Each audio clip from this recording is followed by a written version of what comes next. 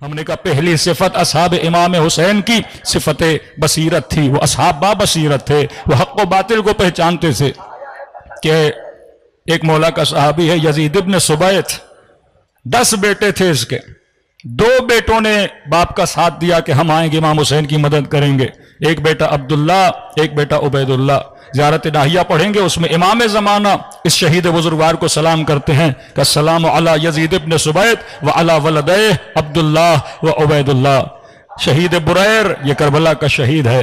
یہ وہ لوگ ہیں جو مکے کے راستے میں امام حسین کے ساتھ آ کر ملے ہیں، شب عاشور لشکر امام میں بیٹھے ہیں، جس نے اپنے بیٹوں کو چھوڑا۔ اب 10 بیٹے، 2 بیٹے ساتھ دیتے ہیں، دوسرے بیٹے ساتھ نہیں دیتے۔ یہ وہ تھے جو اصحاب با بصیرت تھے، جن کو پتا تھا حق کیا ہے باطل کیا ہے۔ تو ہم نے کہا پہلی صفت اصحاب امام حسین کی صفت با بصیرت ہونا ہے کہ انسان جتنا بصیر ہوگا وہ فتنوں سے بچے گا، انسان جتنا قرآن کے اصولوں کو پڑھے گا وہ ایسی غلط احادیث سے بچ پائے گا اور اپنے ایمان کو بچا پائے گا۔ تو یہ فرش عزا امام حسین ہمیں صحیح راستہ دکھانے کے لیے ہے۔ فرمایا اے مومن با بصیر بن اصحاب حسین کی طرح۔ دوسری صفت جو ہم نے بتائی وہ تھا ایکسپٹنس آف ولایت۔ جب تک علی کا چاہنے والا کمپلیٹلی ولایت کو ایکسپٹ نہیں کرتا۔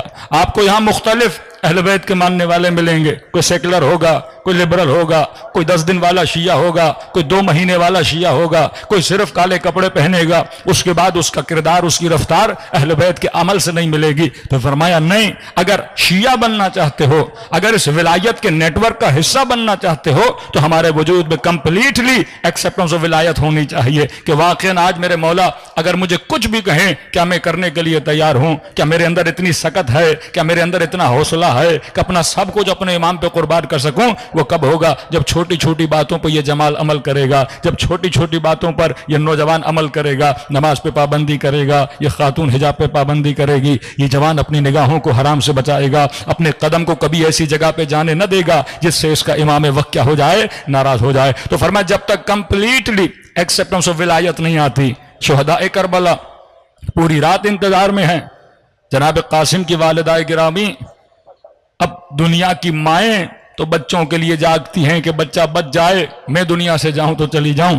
جب کسی انگریز خاتون نے کربلا کا واقعہ پڑھا کہ مجھے سمجھ نہیں آتا، ماں کبھی نہیں چاہتی کہ بیٹا مر جائے، لیکن یہ کربلا کی ماں بڑی عجیب ہے، جسے پتا ہے کہ جہاں بیٹے کو بھیج رہی ہوں وہاں تیر و تبر ہے، وہاں تلوار ہیں، بدن ٹکڑے ٹکڑے ہو جائے گا، لیکن یہ کیسی ماں ہے جو بیٹے کو کریے میرے لال کل مجھے شرمندہ نہ کرنا کہ یہ کہیں کہ اس نے فلاں کا دودھ پیا ہے، یہ ماں کے دودھ کا اثر ہے، کلائی سے لڑنا جیسے تمہارا بابا حسن لڑا کرتا تھا۔ یعنی مائیں تمنا کر رہی ہیں، جناب رباب خیمے میں بیٹھ کے رو رہی ہیں کہ مولا میرا بیٹا اتنا چھوٹا ہے، تلوار نہیں اٹھا سکتا، اکبر میدان میں جائے گا، قاسم میدان میں جائے گا، اونو محمد میدان میں جائے گا، لیکن میرا بیٹا چھوٹا ہے۔ امام حسین حوصلہ دے رہے ہیں، رباب کل میں تمہارے اصغر کو اپنے اکبر سے آگے بڑھا دوں گا۔ یہ کربلا میں ولایت پذیری ہے کہ سب کچھ قربان کرنے کے لیے تیار ہیں۔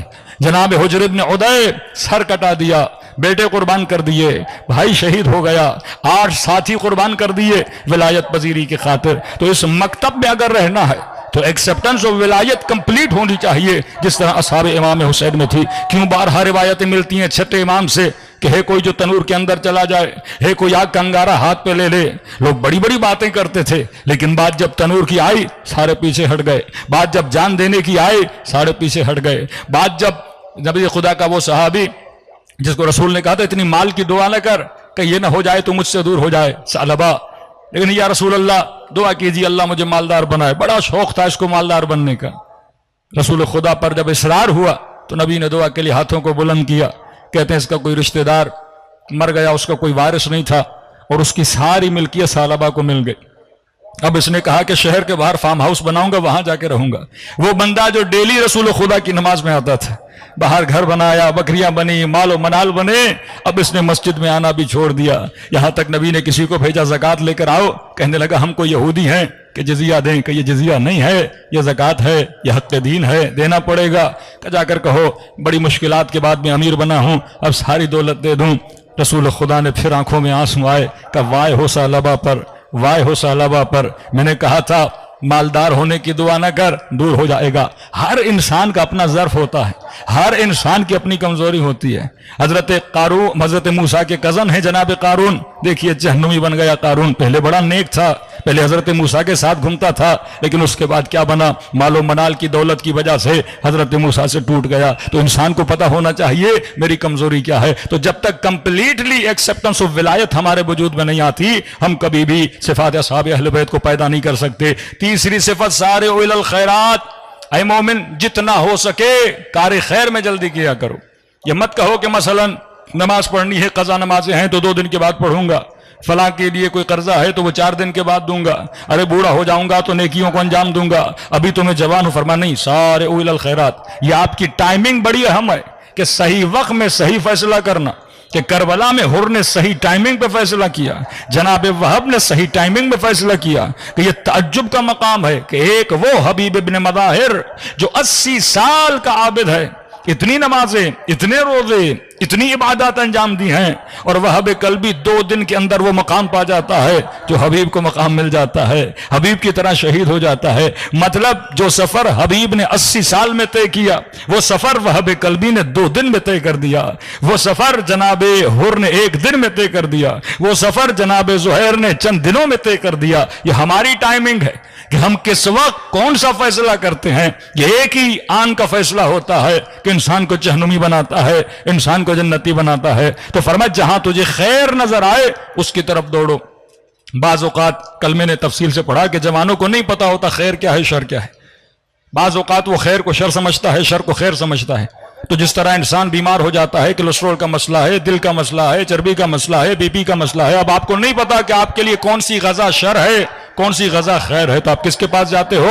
ڈاکٹر کے پاس جاتے ہو۔ ڈاکٹر آپ کو بتائے گا کہ جناب مثلا چربی والی چیزیں نہ کھاؤ، یہ آپ کے لیے شر ہے، آپ کو اٹیک آ سکتا ہے۔ شوگر کا مریض ہے تو اسے ڈاکٹر بتائے گا، جو اس فیلڈ کا اسپیشلسٹ ہوگا وہ اسے بتائے گا کہ یہ چیز کھاؤ اور یہ چیز نہ کھاؤ، یہ تمہارے لیے خیر ہے، یہ تمہارے لیے شر ہے۔ اہل بیت علیہ الصلوۃ والسلام وہ ازواج مقدسہ ہیں جو ہمیں بتاتے ہیں کہ خیر کیا ہے اور شر کیا ہے، کون سا کام انجام دینا چاہیے، کون سا کام انجام نہیں دینا چاہیے۔ تو کبھی کبھی ہماری نسلیں، ہمارے بچے فرمائے شر دیکھو، ابتدا میں شر کا گلا کاٹ دو، ابتدا میں شر کو ختم کر دو، تو کبھی بھی شر اکبر کی طرف نہیں بڑھو گے۔